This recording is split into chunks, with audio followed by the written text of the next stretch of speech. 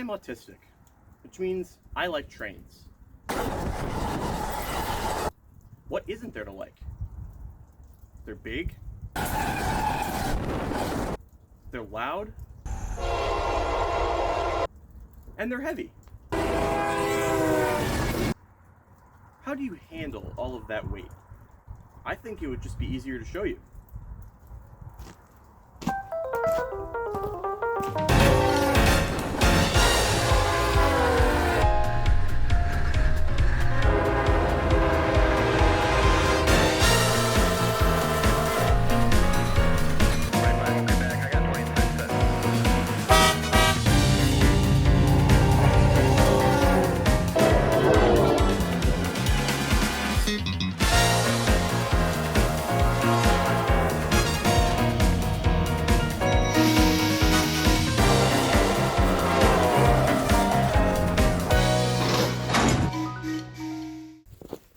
Marker.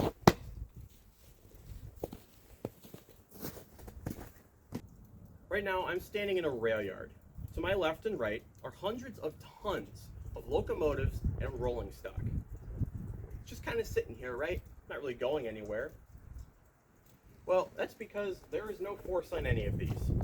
Well, that's not exactly true. There are effectively two forces on these things right now.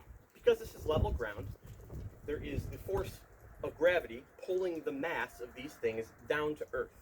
And then there is a single upwards force, the normal force, pushing back up to prevent them from phasing through solid matter. That's the most basic level, right? Well, how does it do that? You know, it's pretty heavy, it's pretty big. I mean, let's say you, for instance, stood on a piece of wood, right? That wood's just gonna, like, snap if it's really small, right? Like, you stand like a toothpick. I mean, compare the size of a locomotive to the size of a railroad tie. I mean, that's effectively like you standing on a popsicle stick. The thing would just snap, right? Well, it would. But the thing is, you're not sitting on a single railroad tie. You're sitting on a lot of railroad ties. There's so many of them that it distributes the weight across a large area. Yeah, but you're not sitting right on the ties, right? There's other parts to a rail. Let's talk about that too.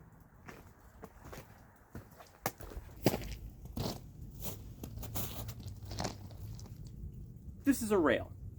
Trains run on it, right? Well, that's right, they do. Rails are made up of basically two sections of really long pieces of metal, which are then bolted to the ground through these ties, and then they're filled in with ballast. Ballast are these rocks here that you always see around a railroad.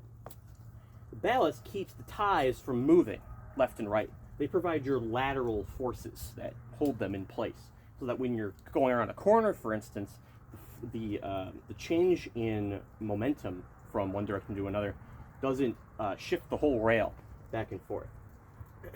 Well, then how do you keep the wheels from just kind of pushing the rails apart? Well, that's what these are for. These are railroad spikes.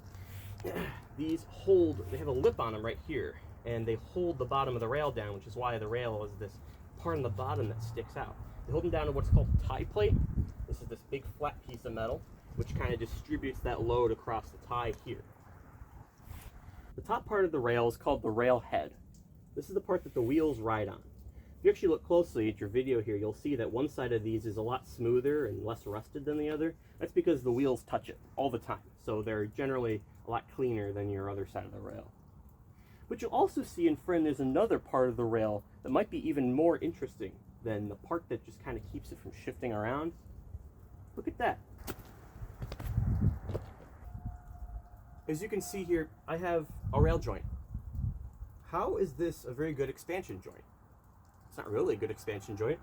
There's no slots in the rail. They're just through holes. You can't see it through this rail, but trust me, they are just regular through holes. They're not slotted at all. This doesn't allow really for any room for expansion. So how in the heck is this going to help when it gets hot out? Well, these types of joints solve the problem in one of two ways that the railroad industry has decided on how to solve this expansion problem. This way is to let the rails move. Now, when you see a rail get hot and it buckles, what you don't want is for it to spread. When a rail spreads, your locomotives and rolling stock are going to fall right in, and then you have a problem. But what if instead of that force forcing the rails to buckle, what if instead it just shifted the whole thing left or right? That's what these allow it to do. They allow it to move up and down somewhat, and left and right, but all at once. The whole thing will move. That's far preferable to buckling. And that's why you have these joints at all. The other method is way cooler in my opinion. A lot of modern Class A railroads, which are, your big ones, your CSX, your BNSF, your Norfolk Southern, all these companies, they use a different method called continuously welded rail. You make as long a section of rail as you possibly can. I mean, you can even see them transporting it sometimes. It's just like a crazy long section of rail on like a bunch of flatbed cars when they transport them. It's kind of cool. But then when you put them down, you weld them together. So now they're a solid piece of metal that runs the whole length, effectively one big, long rail. How do you use that as an expansion joint? Well, you don't. As a matter of fact, when these things heat up, they can buckle. But why don't they? Well, for a second thing, right? You take advantage of the fact that they do buckle when they heat up. Well, why don't you just heat them up before you put them in, right? Well, that's exactly what they do. When you put a new rail in, you heat it up so that the rail gets longer. Then you weld it together. Once it's welded together, it slowly begins to cool down, and then the rails come under tension. They start to pull on each other. Well, hey, you just basically solved the problem. The rail's not really going anywhere. The tension force in the rail is effectively less than what you would get if you welded it cold and then let it expand due to heat. It's a happy medium. Well, it's like for Australia. Australia does actually still have rail buckling issues because sometimes it gets so hot in the outback that they just spread anyway. But enough about Australia. How does a train stay on the rail? Let's talk about wheels. This is called a wheel set. There are two sections of wheel attached to this. This is the first one, and then there's the other one on the other side. A wheel is made of a cast steel. It's a single axle right through the middle.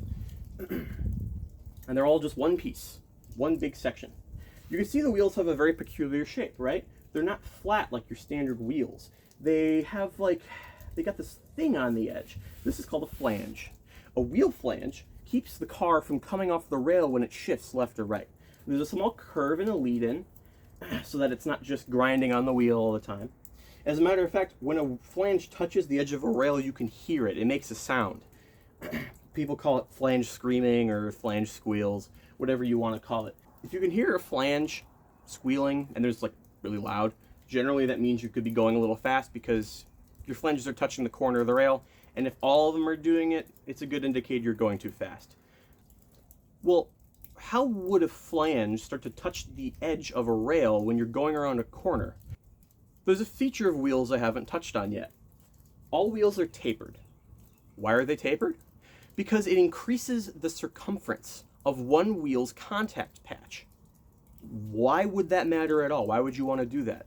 Well, because the wheels are directly coupled to each other, they both spin at the same rate. They spin at the same rate, but one of them wants to travel a greater distance than the other. It effectively acts as a differential. But there's no gears. It's just one piece. All wheel sets are like this. This allows trains to go around corners without sliding your wheels. But there's also another part to this. This wheel is attached to a second set through the use of what's called a truck.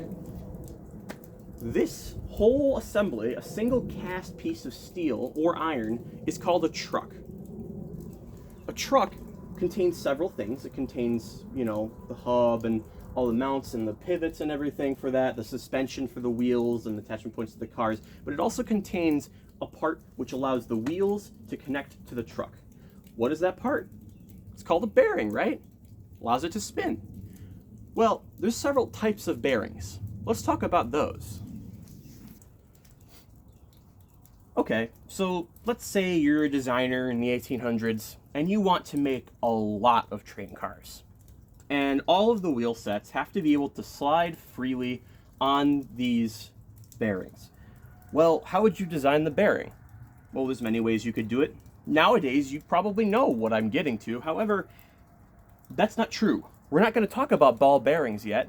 Those came later. Ball bearings are very hard to manufacture, especially if you want them nice and round. No, no, no. Instead, we're going to use something more interesting. This is what is known as a plain bearing. A plain bearing, right here, this is a piece of brass. It sits directly on top of the wheel axle, and it sits inside what's called a journal box. A journal box is it's a box, and you fill it with oil. And as this spins, there's a sponge at the bottom, and it soaks up all the oil, and it lubricates this shaft. And this shaft right here contacts the plain bearing, and it keeps it from overheating, right? Well, there was a problem a lot of these had where if you forgot to add oil to them, which, you know what they say, a good railroader is a lazy railroader, well, you know, sometimes they'd forget. And when you ran out of oil, these things would start to heat up fast, very fast. So fast, in fact, the oil would ignite and it would start to smoke, burst out flames. And eventually, well, that bearing would fail. And you can guess what happens when a bearing fails. The wheel comes off and you derail the whole train. So you always need to check for oil. This was a problem. There's actually a name for that type of condition. It's called a hot box. As a matter of fact, we still have detectors on the railroad for that type of incident. They're called hot box detectors. Why are they still called that? Because, well, they used to literally be boxes that got hot. So what do we use now, and why do we still have hot box detectors? Let's talk about roller bearings.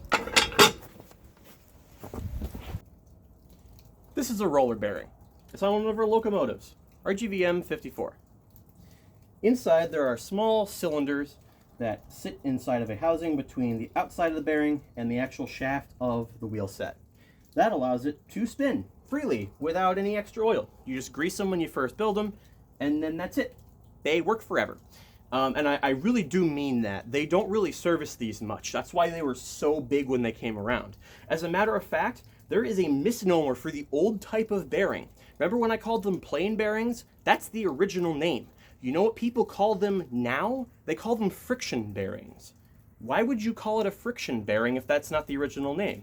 Well, when they were selling these new roller bearings, the company that made the roller bearings started calling the old ones friction bearings in their advertisements, which is basically defamation. It's a fantastic marketing tool. As a matter of fact, I'd say that's probably perfectly fine to do in this case because these are literally far safer. The old ones were incredibly hazardous. As a matter of fact, the old type of journal box, all of those journal boxes on plain bearings, those are illegal to run on modern railroads. Not like illegal, but insurance companies will not pay. Like they get, if you start running like plain journal bearings on there, they will deny that you can transport that. So you can't run journal box cars on modern railroads because insurance companies tell you no. You have to use roller bearings because the risk is too high. Well, what about hotbox detectors? If these are so good, why even have them? Well, that doesn't mean they're invulnerable. They still fail, especially if you don't maintain your locomotives or pay any attention. You remember the East Palestine train derailment? Well, you know, that's because Norfolk Southern as a railroad is kind of not a good railroad. They're not very good at their jobs. And, well, you know, that one car, well, that thing got hot, real hot. Why did it get hot? Well, because that car was sitting out in Texas during a hurricane, and that rail yard flooded. And when water got in the bearing, all the grease went away. Guess what happened next? Well, it caught fire, and the wheel fell off. There's actually some very lovely pictures from the NTSB about it, and I will show them up on screen here. That's plain bearings. All right. Well, how do you get a train moving? And, well, more importantly, how do you make it stop? Let's talk about motive power.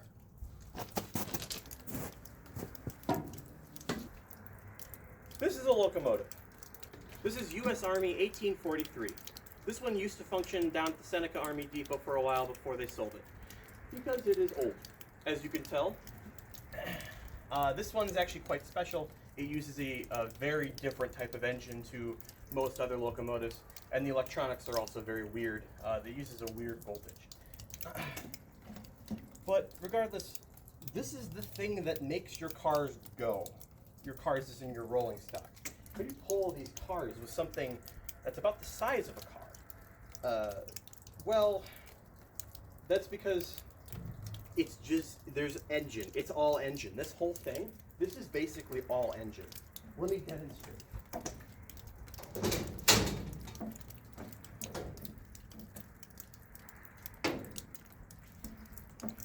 You see this in here? This is the engine. It's huge. The cylinders are bigger than my head. There's so much power in this thing. And, well, how do you pull cars with it, right? I mean, you've ever driven a manual, right? You don't just, like, you can't just couple this right to the drive shaft on the wheels and say go. That's exactly true. You don't do that, because that wouldn't make any sense. In fact, we do something far more interesting. You put a generator on this. That's right. This is just a giant generator. This whole thing, all it does is generate electricity.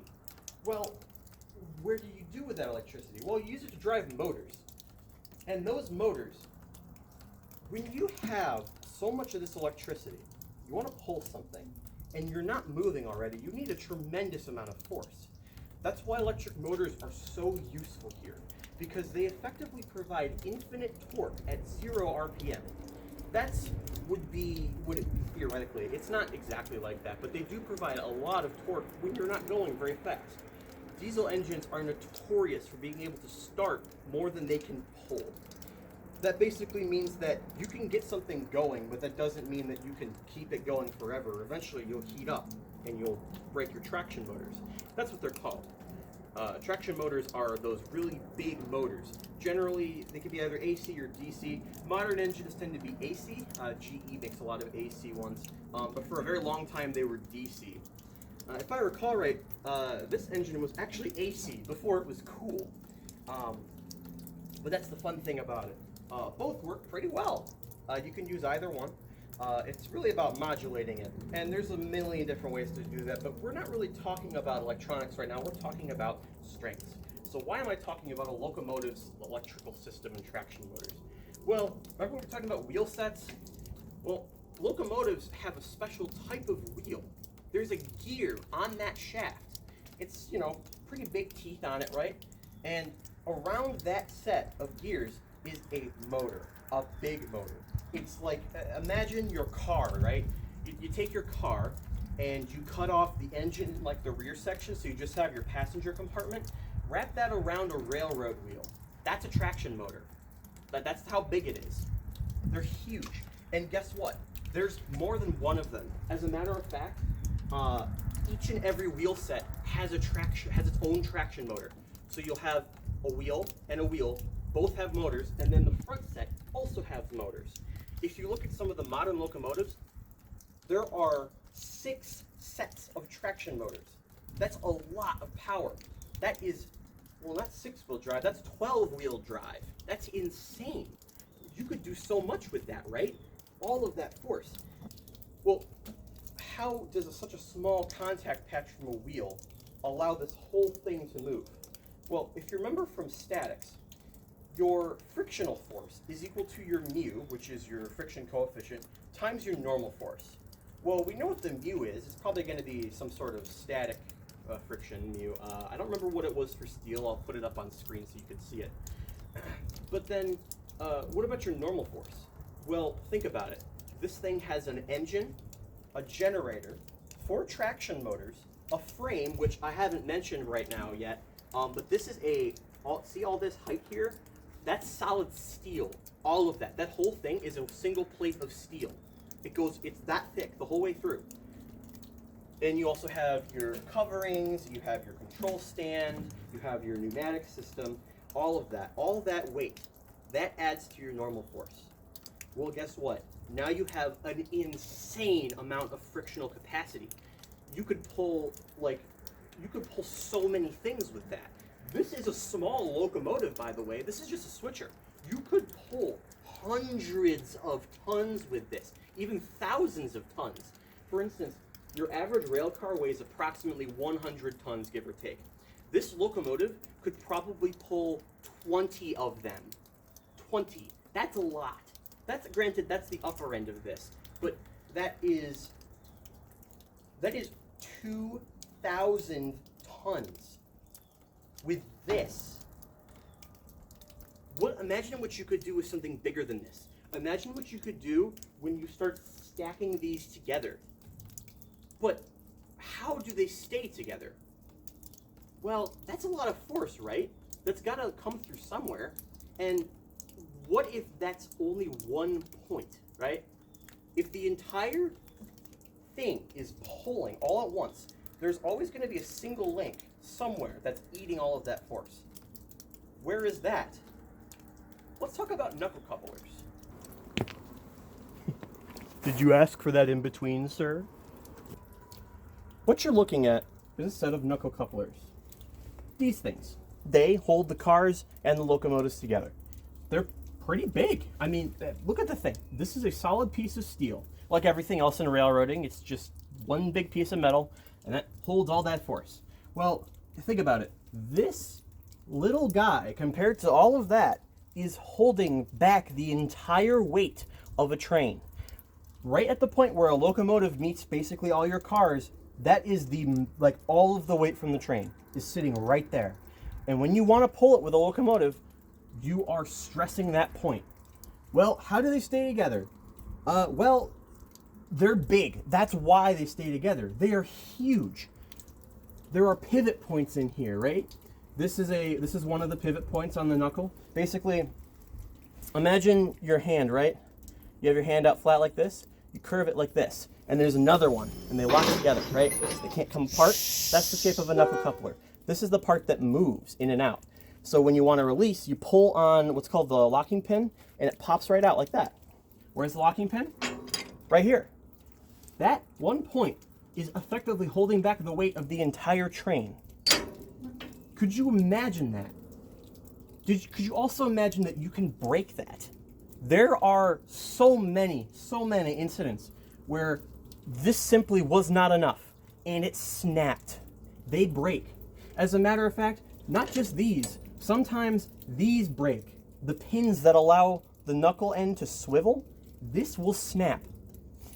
That's why a lot of cabooses actually carried extras with them. You'll see them on the sides of cabooses sometimes. You will see an extra knuckle hand because they can break off. Well, how often does it happen? Well, it doesn't happen enough for them to make it thicker. So this is the design they settled on. Well, it can't be rigid, right? The train's got to go around corners, and there's also a bunch of force. What about slack and everything, right? The locomotive's got to move relative to each other, and they do. As a matter of fact, they have what's called draft gear. Draft gear is the thing that connects the knuckle to your car or locomotive. There is a long section of metal that runs into the locomotive, and there's basically a big spring back there that takes in and lets out all your force. There's a lot of force in that spring. At that point, you couldn't even really call it a spring. It's just a really big hunk of metal that just so happens to behave like a spring, because if the force it's dealing with, it might as well be a spring. How do they swivel? Pretty simply, there's a big gap right here, right? They move back and forth. There's a pivot point sitting back in there. And when the train has to stop, guess what? That draft gear compresses slightly. It comes in. It's what's called running in slack. That slightly decreases the distance between cars until everything kind of just stops moving towards each other. And then this takes up all the force. As a matter of fact, you can hear it. Whenever you stop a train or start it, you can hear all the knuckle couplers grabbing or releasing. You just hear clanking right all the way up towards you. It's a very, very cool sound to hear if you get to hear it in person. And I highly recommend it. Okay, so then what happens when you want to release all of this force and let it go? Well, you have to pull the pin here. How do you pull the pin? Well, first you have to let the slack in, because when there's force on this pin is not going to come out at all. It is held fast, it's not going to move. So in order to get it out, you need to push the slack in so that there's no force on the end of this knuckle. And then what you do, you grab this thing and you pull it. It pulls out this pin right here. I'm not going to pull it out here because we have these coupled for a reason, but you can see right here how thick this pin is. You pull that out, and it releases the knuckle. And then away you go. All right. Well, let's talk about the last cool little thing.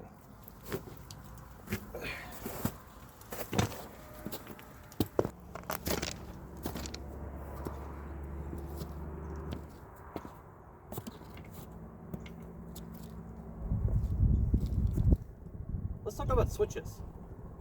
How do you switch tracks from one to the other without, you know, messing up the rail? Well, you come up with switch stands. These are basically an interface point which allows a wheel to come off of one rail and move to another seamlessly. Well, not seamlessly, there is a seam. I mean, you can literally see it right here. I am not gonna put my finger in there. And I'm gonna explain why right now. Switch stands hold an enormous amount of pressure. These are literally a bending beam. It's literally a bending beam problem, except that you're doing this with hundreds of pounds of force. If you move this and your finger is in there, you will lose that finger. The switch stand has eaten it and it's not gonna come back. You are taking a solid section of steel rail and you are bending it, moving it from one point to the other. And it is bolted right over there off camera. There is a rail joint right there. That's the fixed point. And it comes all the way out here to this point where it's free to move back and forth and directly pinned to the other rail. So this will shift. How do you shift it? With a switch stand. I took a video of a switch stand just a second ago, so you'll see some B-roll of that. A switch stand basically has a big pull. You pull up on it, you push it around, and then that moves a big rod on the bottom. There's a big cam at the bottom that moves the rod back and forth. And that allows you to do that. There's actually a couple different types of switch stands. That one is that I'm showing you is actually a rotary switch stand. There's also harp stands, which they're basically just a linear actuator you kind of grab and you pull, and that's one of those. Those are not very common.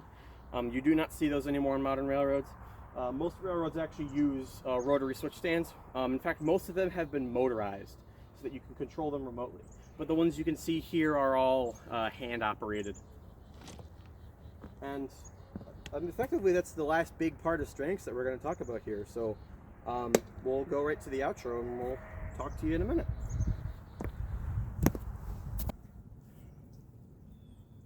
I hope this video helped you appreciate trains as much as I do.